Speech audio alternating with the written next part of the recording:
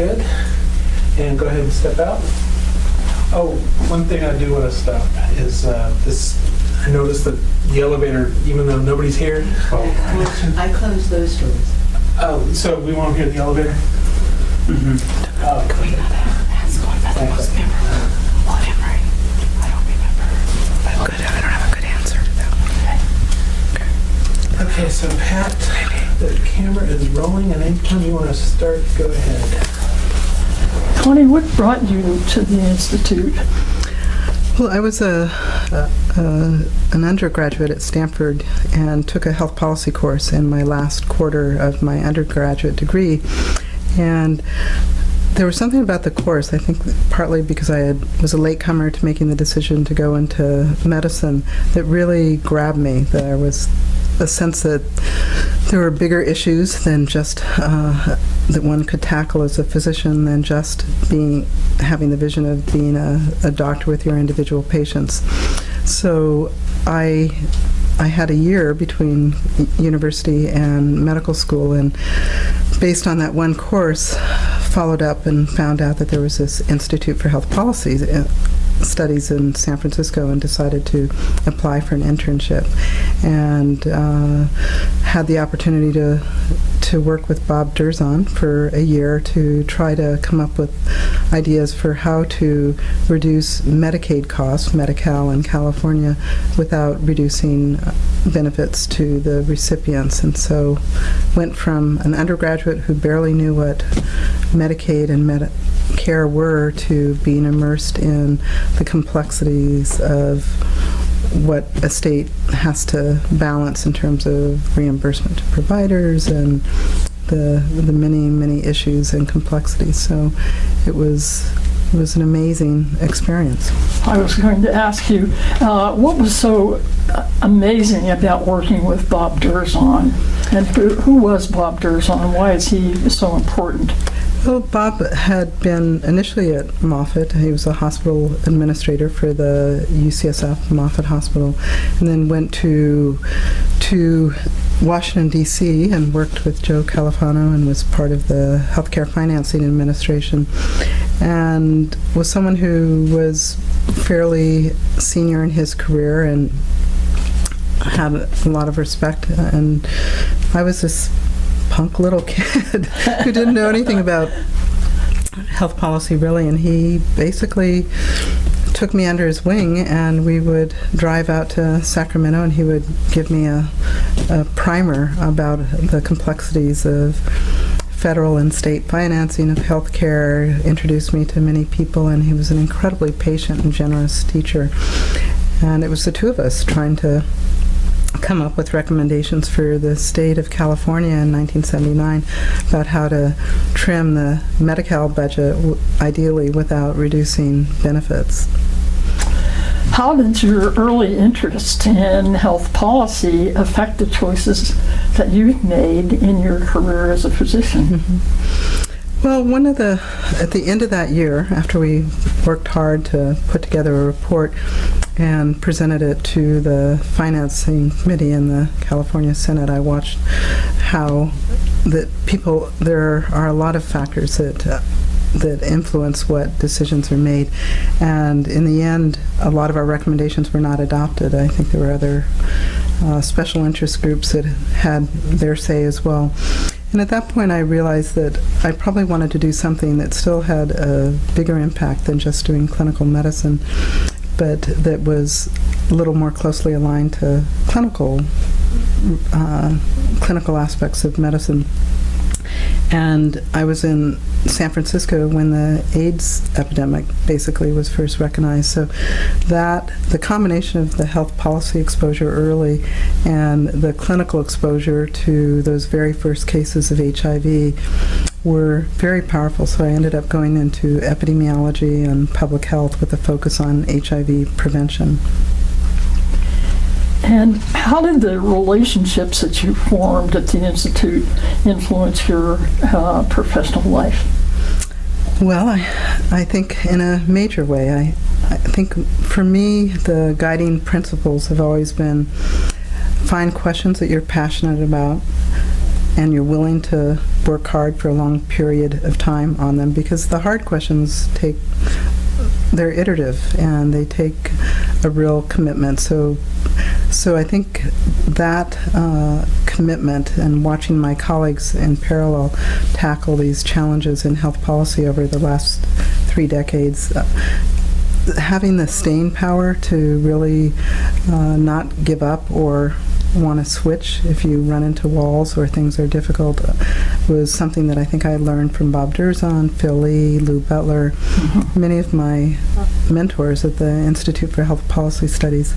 And secondly, I think, perhaps without realizing it at the time, a second core value was formed, which is to work with people that you want to work with.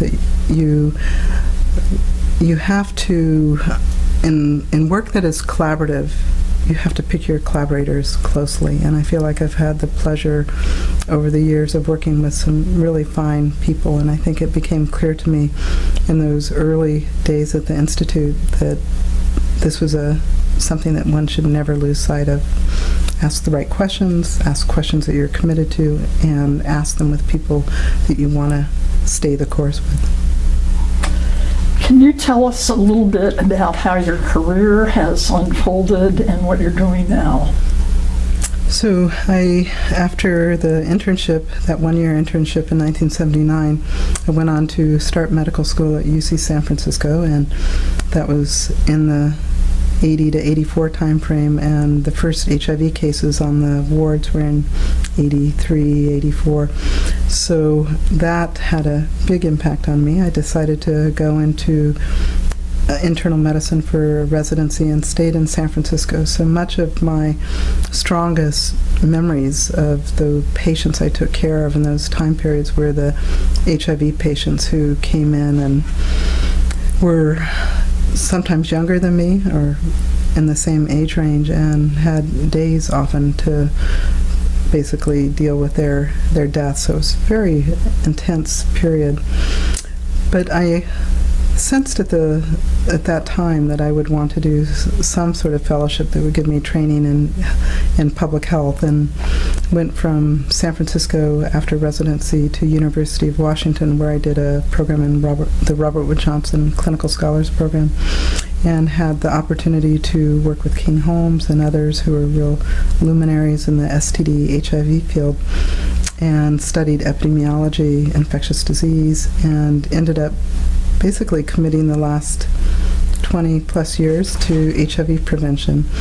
So I've worked domestically with where the bulk of the epidemic is with men who have sex with men, in Peru, where there's also a big epidemic among men who have sex with men, and more recently the last decade in Africa. And I've been trying to find new strategies, primarily biomedical strategies, to prevent HIV infection.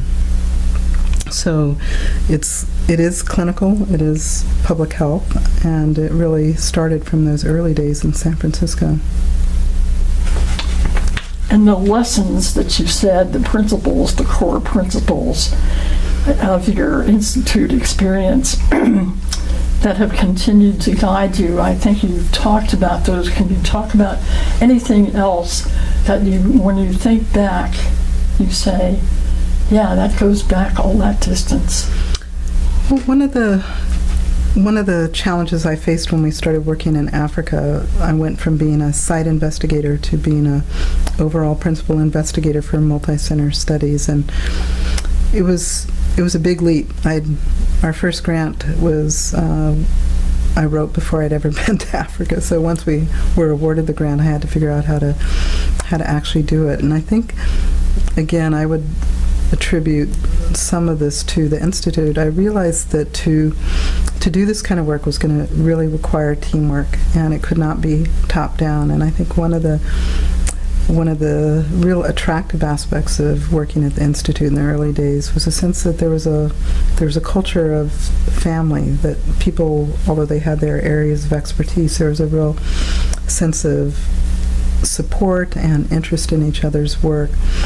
So to shift from working with men who have sex with men and the U.S. and Peru to working with heterosexual populations in Africa, and to build the kind of coordinating center capacity and site capacity meant cultivating a sense of team and mission. And I think that I was always impressed at the Institute that you could feel that at that time it was Lou Butler and Phil Lee, that their vision sort of had an umbrella and safety net quality, that there was a sense of shared vision and mission, and that has been something that has served me and our team well. That I had, in the case of working in Africa, I had a huge amount of learning to do, and needed to learn how do you promote couples counseling? Why are men resistant to testing?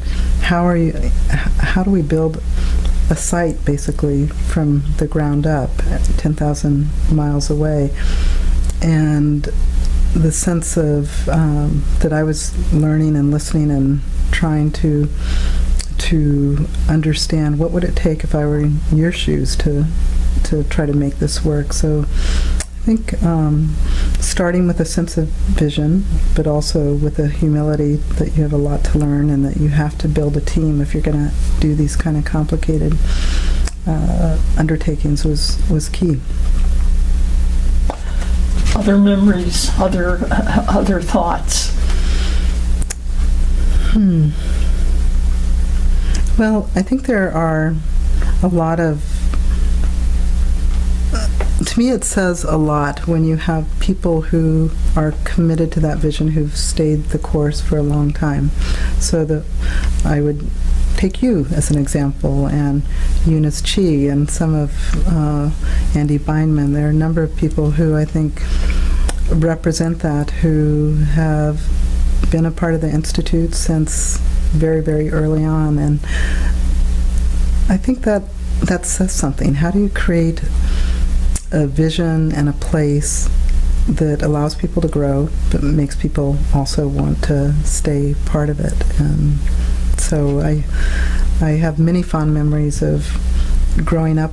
I really felt in many ways like I grew up as a young adult as part of the Institute family. I mean, I had very little to offer. I didn't really know anything about health policy, but felt like I was taken in and nurtured and cultivated and became part of a family that is still very important to me. Thank you, Connie. Is that all? That was excellent. Yeah. Are there any other thoughts or anything else that comes to mind that you want to add, or some particular memory that you'd like to share? Let's see. I think you did. I think it was excellent.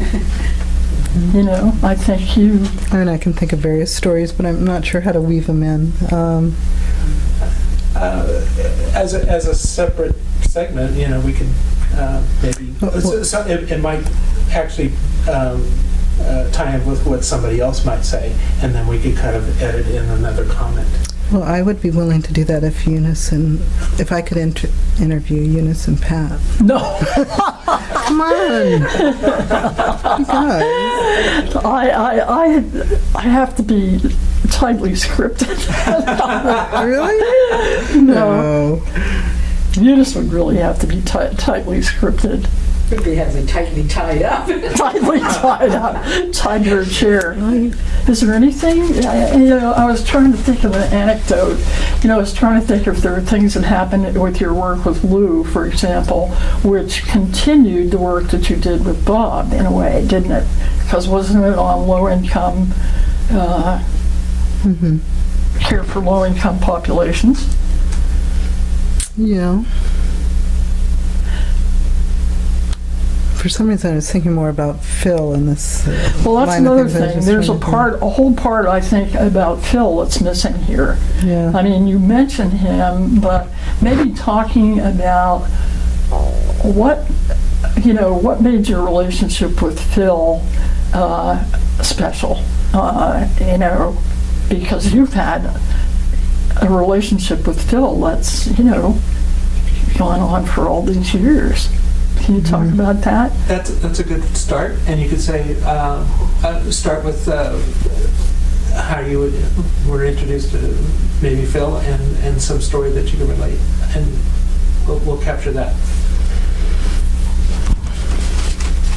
Well, I'm trying to remember. It's funny how I can't remember the first time I really started interacting with Phil, but I think it must have been during that year when I was a medical student. Actually, I did remember. I don't want this to be on tape. Okay. Well, that's okay. I'll tell it. I don't really care. But remember that time that I missed the appointment with the chancellor when I was... Oh, yes. Connie had an appointment with the chancellor. That's before my bookkeeping was very good. Well, I feel like for some reason both Phil and Lou sort of truly took me under their wing, and they created an internship to continue beyond that one-year internship. So when I was a medical student, I had some ambiguous role of trying to be a liaison with the medical school and be a presence in my class of someone who could introduce health policy. And I was never quite sure if I was doing what they wanted or if it was being very effective. But we created, I think, some seminars to try to get students to think about health policy, and so many students are so focused on just the nuts and bolts of clinical medicine that not all were interested. But I think UCSF was an incredibly special climate, and we were, I think, a more diverse medical school class, and there was more take, if you will, more interest in health policy than in many settings. And somehow out of that grew a relationship with Phil and Lou that lasted longer than I think if I had just been an intern for that 1 year time period. And particularly with Phil over the years, he's been someone who I turn to as just to sort of make sure that my compass setting is a true north setting. When I've tried to ask myself whether some of the trials we're doing are really asking the right questions, or when I try to catch back up on health policy, I find myself needing periodic check-ins with Phil, and he's been someone who I just have huge respect for. When I think about going back to his days in DC when he was part of forming Medicare and Medicaid, to going back under the Clinton years trying to get a national health policy program or national health insurance, he represents someone who doesn't give up. And with HIV prevention, I think I was really naive. I thought, well, this shouldn't be that hard. Well, I was part of one of the first vaccine trials. We've tried behavioral interventions. We've tried microbicides and herpes suppression. And I think there's kind of a re-anchoring, a recalibration of my compass that I can do with Phil, where I feel like he helps me remember that it is a long process, and you don't give up with any defeat. That it's not all about oneself, and secondly, you have to stay for the long course. And Phil has been really an important mentor to me in that regard. I love Very that. nice. Very nice. Yeah, very nice. I like that a lot.